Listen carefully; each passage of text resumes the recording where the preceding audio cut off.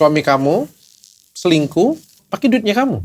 Iya benar. Habis berapa kamu? Habis totalnya semua itu 230 juta.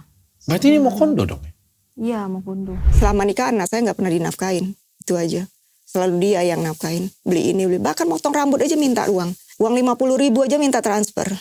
Itu saya nggak tahu. Ini ada utang mahar juga katanya.